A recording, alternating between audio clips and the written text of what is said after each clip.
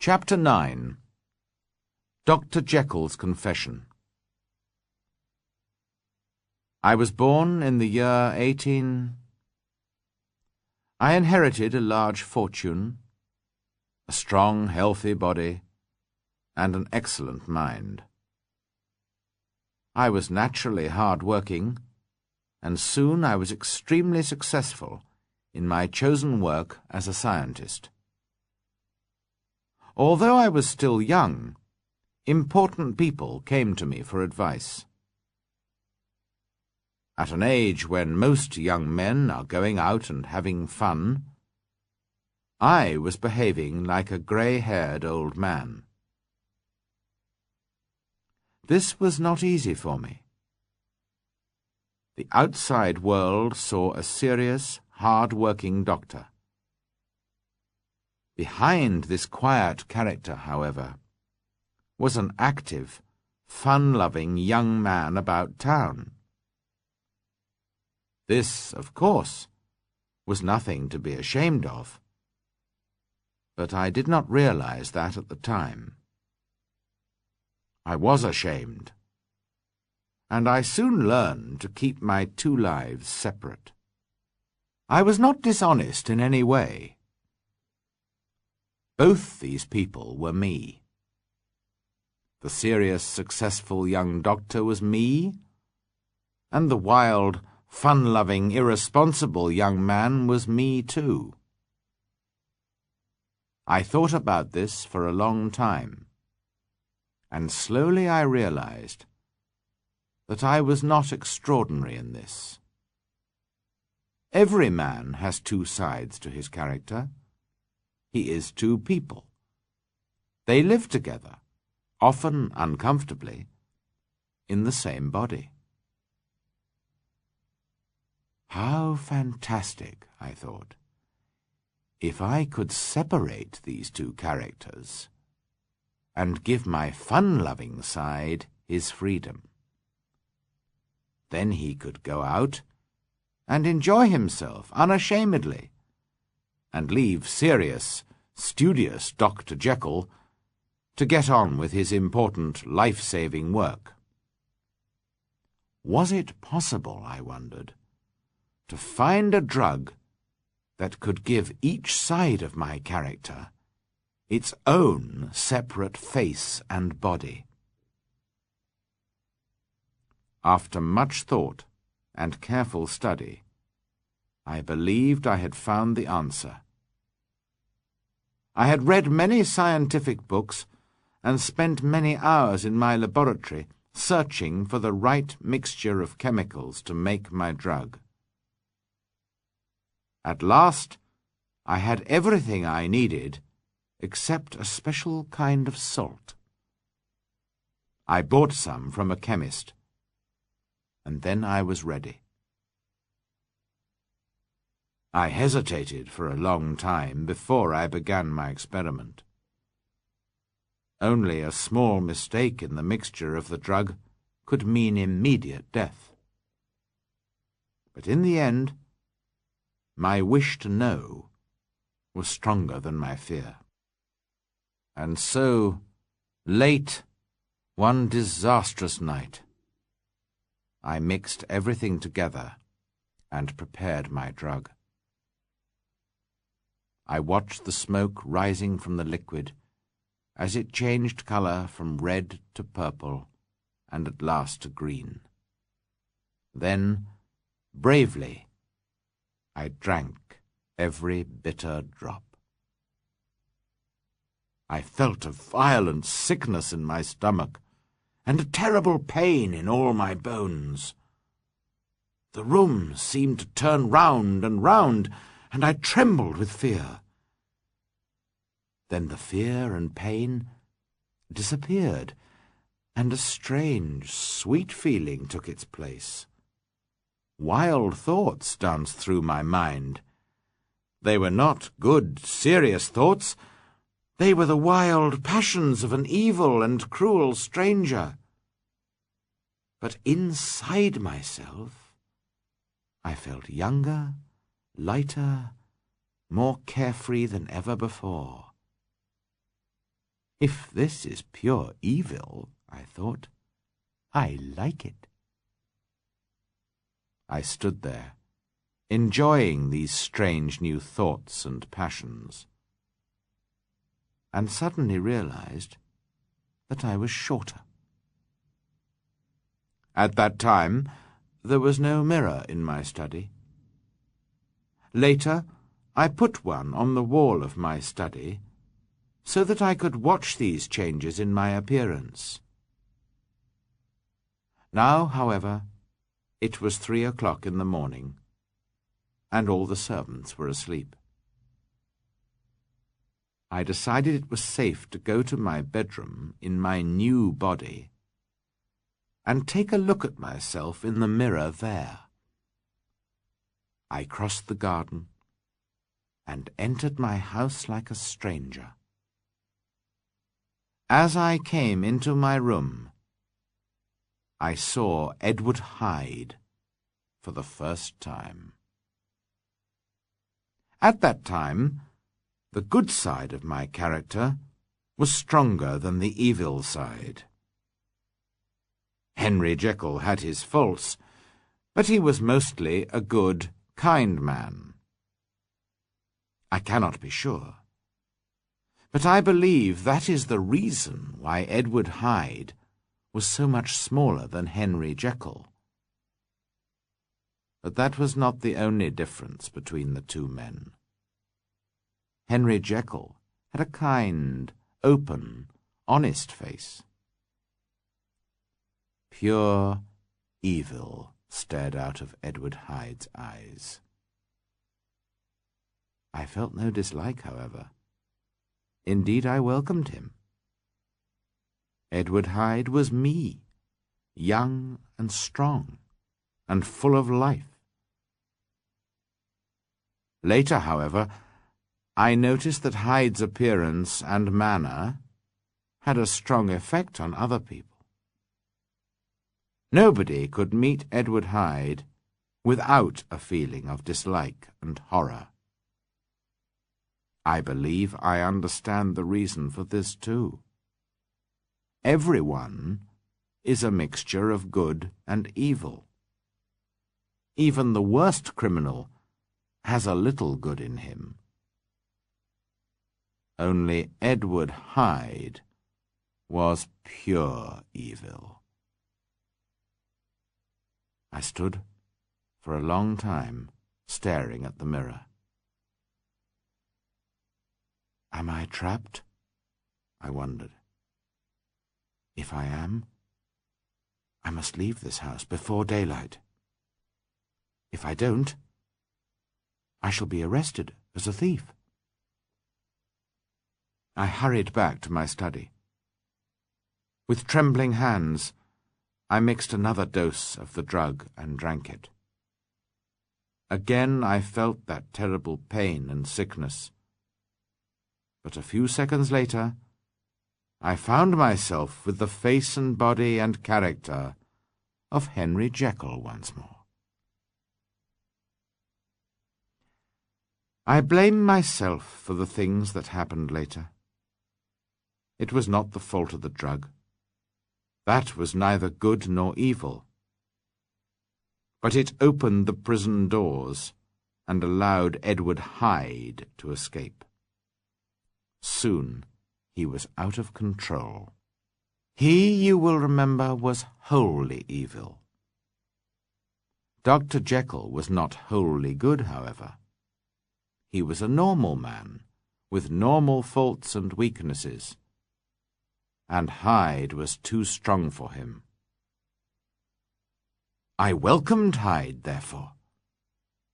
I arranged everything very carefully. I bought a flat in a poor part of London, where I kept Hyde's clothes and employed a servant to do the housework. I took a dose of the drug whenever I wanted to forget my old, quiet, serious self for a time. In those early days, God forgive me, I thought it was all very amusing. Dr. Jekyll was well known. Nobody knew Hyde, however, and in his body I was free to do as I wished. I will not go into details about my adventures and shameful acts as Hyde. Jekyll remained as good and kind as ever, and always did his best to undo the harm that Hyde did. But as time went by, Jekyll became less and less able to control Hyde. One night, Hyde injured a child in the street, and a passer-by saw him. That passer-by was your cousin. I recognized him when the two of you came to my window. Your cousin caught Hyde, and an angry crowd collected. They asked for money for the child's family. In the end, in order to escape, Hyde had to give your cousin a cheque in the name of Jekyll. I learned my lesson from this, and opened a new bank account in the name of Hyde. I even gave Hyde a different handwriting. I was sure I was safe, but I was wrong. 2 months before the murder of Sir Danvers Carew, I went out on one of my evil adventures. Before I went to bed, I took a dose of the drug and became Dr. Jekyll once more. I woke up in bed the next morning with a strange feeling that something was wrong. I looked around the room, then down at my hand. Henry Jekyll's hand was large, white, and well-made. But the hand I saw that morning on the bed-cover was thin, bony, greyish-brown, and hairy. It was the hand of Edward Hyde. Sick with horror, I stared at it. I was Henry Jekyll when I went to bed, I thought. And now I am Edward Hyde. What possible explanation can there be? And more important, how can I get to my study and take the drug? Then I realized that the servants were quite used to the comings and goings of Hyde. I put on Hyde's clothes and marched confidently through the house. Poole stared in surprise to see Mr. Hyde so early in the morning, but I did not care. 10 minutes later, Dr. Jekyll had returned to his own shape and was sitting down, pretending to eat breakfast. Too worried to eat, I sat there thinking hard about my situation. I realized that in recent weeks, Hyde had become bigger and stronger, both in body and character. What will I do, I thought, if Hyde takes control? I thought about the drug. Once, in the early days, it had failed completely, and sometimes I had had to take a double dose before I changed into Hyde. Now, however, it was quite easy to become Hyde. The problem was to become Jekyll again after my adventures. My good self and my evil self were fighting for my mind and body, and my evil self was winning. I knew I had to choose between the two, and I chose Dr. Jekyll. Perhaps I was not wholly serious about this, however, because I did not sell Hyde's flat or destroy his clothes. For 2 months, I lived the life of a quiet and responsible man. But soon, I began to miss Hyde. His strong young body, his love of life, and his dark adventures in the narrow, nameless streets of London. One night, when my life as Jekyll seemed impossibly dull and boring, I mixed a dose of the drug and drank it. It was like opening the door of a cage and letting a wild animal escape. That night I became a madman and beat Sir Danvers to death for no reason at all. I felt only a wild delight as I hit his body again and again. Afterwards, I ran to the flat and destroyed all my papers. I was not ashamed of my crime. Instead, I was filled with a high, sweet excitement.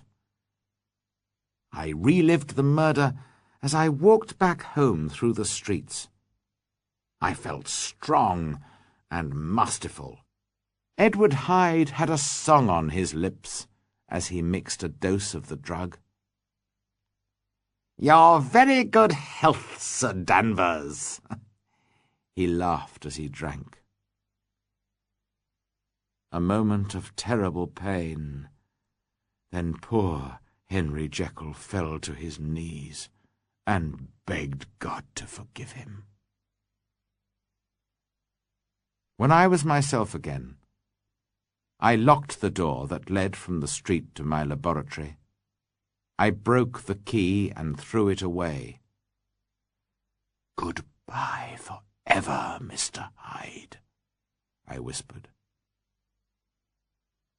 The next day, the news of the murder was all over London.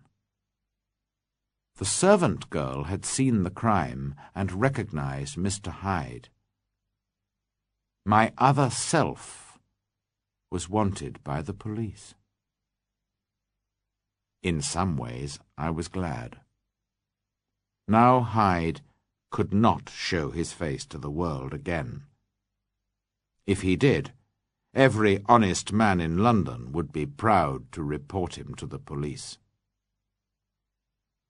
Once again, I led a busy, responsible, and almost happy life.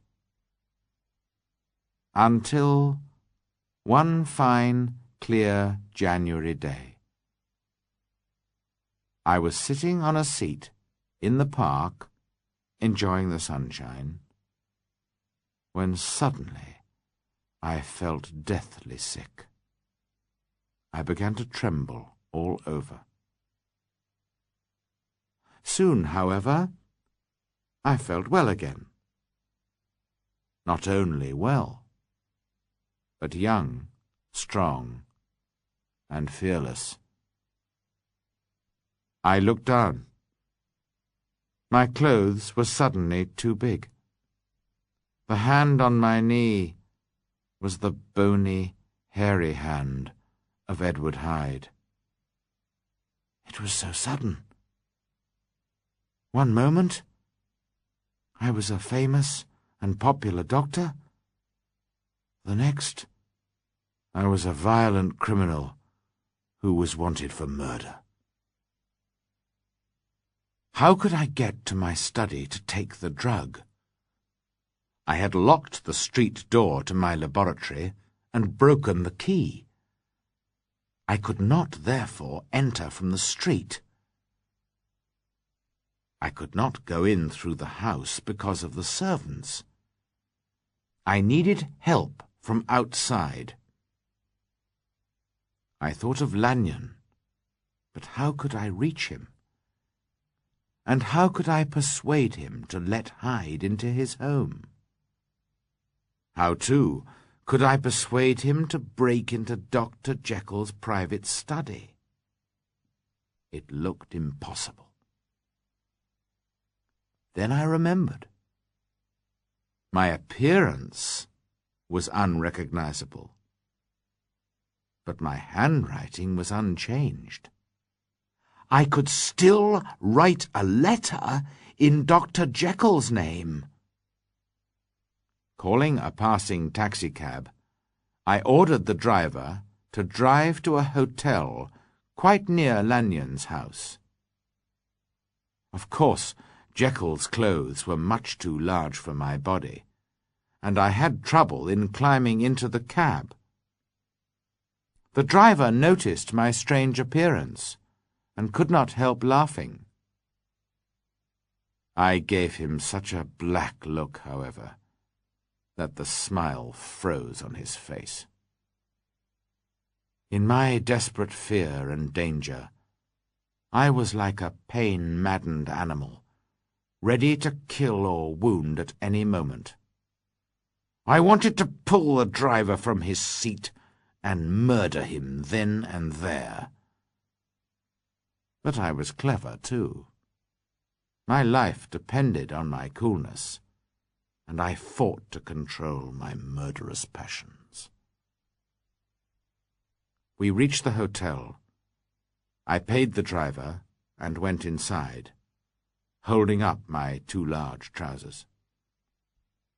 The servants smiled when they saw my strange appearance. I stared angrily at them, and their smiles disappeared at once. I gave my orders, and they led me to a private room and brought me some writing paper and a pen.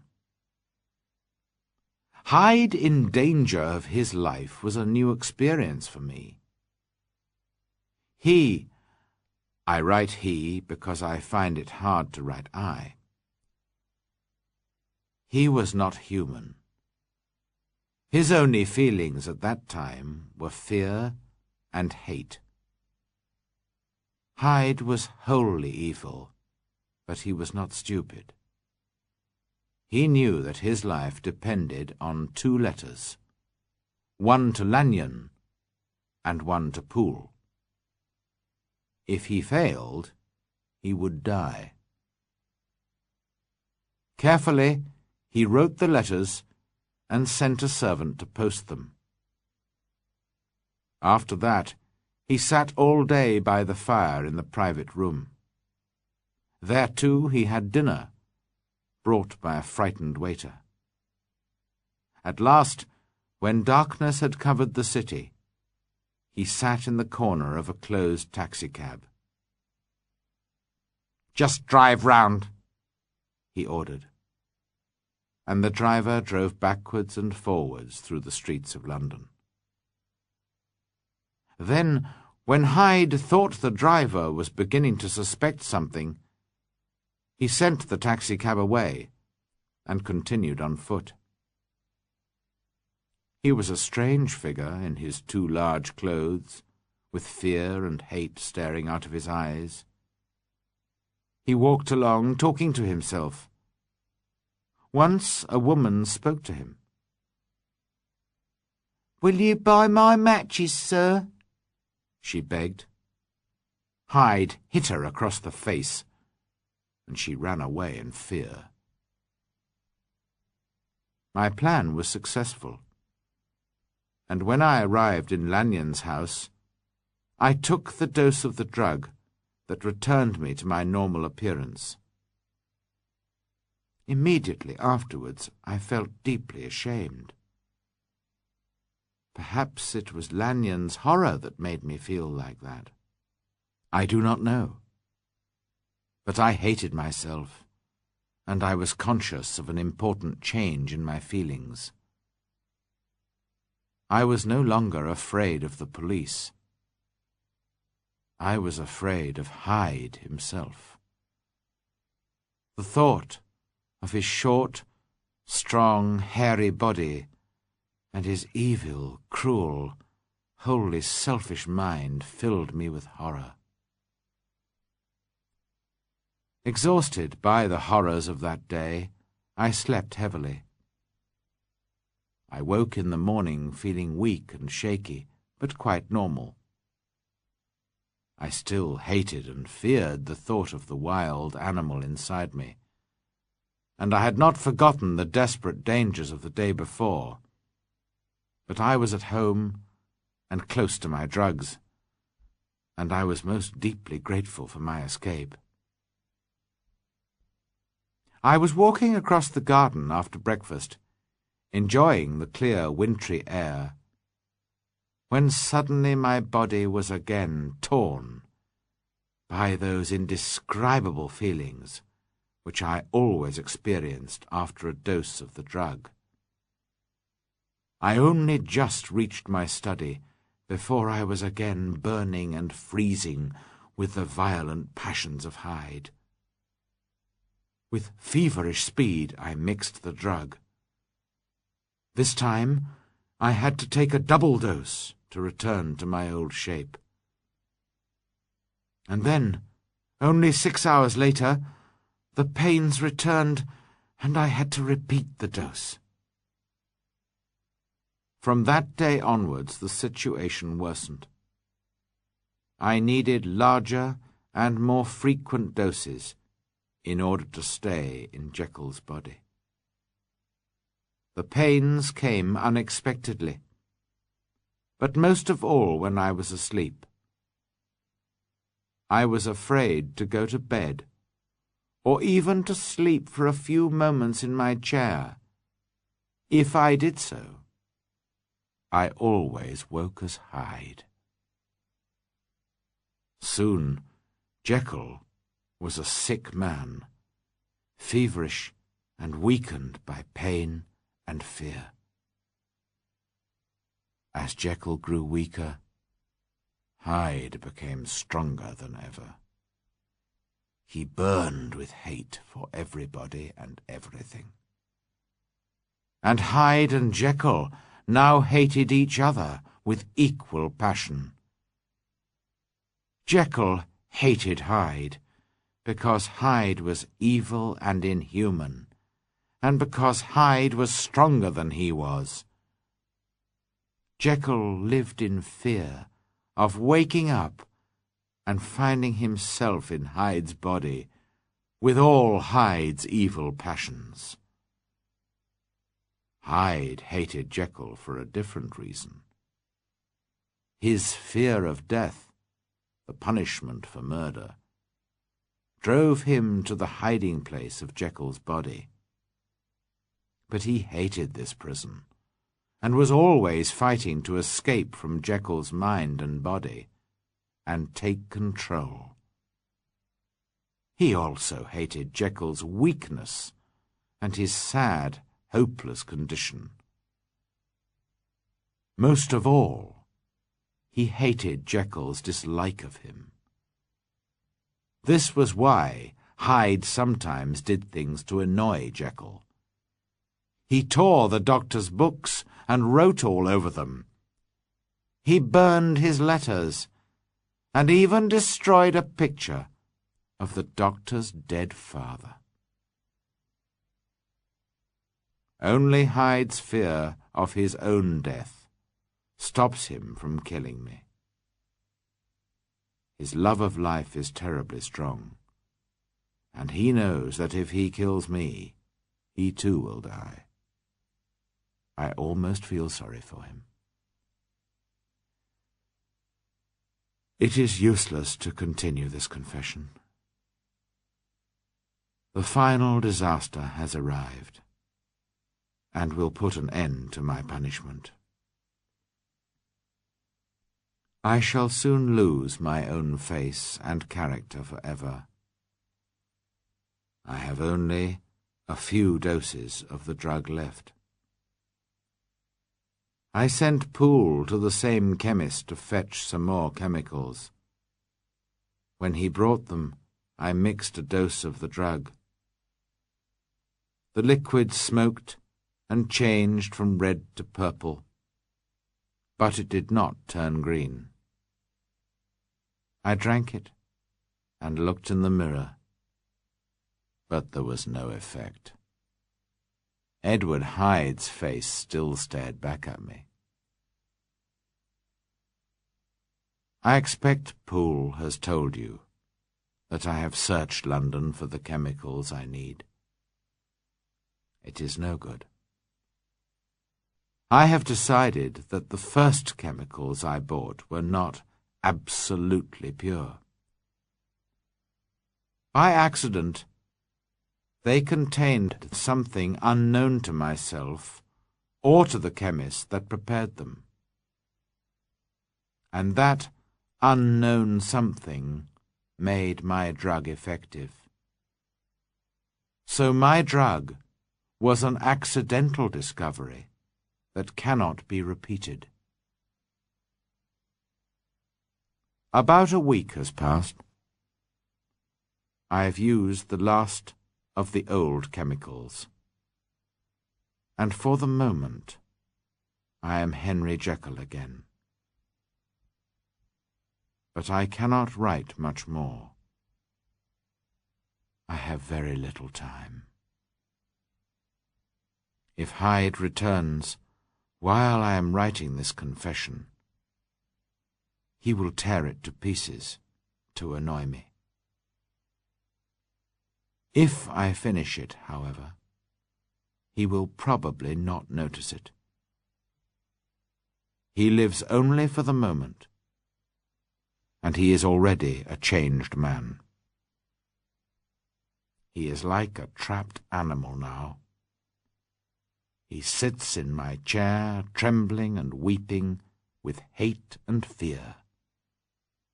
All the time, he listens for the policeman's knock at the door. Will he be caught at last and put to death? Or will he be brave enough to take a dose of poison at the last moment? Well, that is not my business. This is the true hour of my death.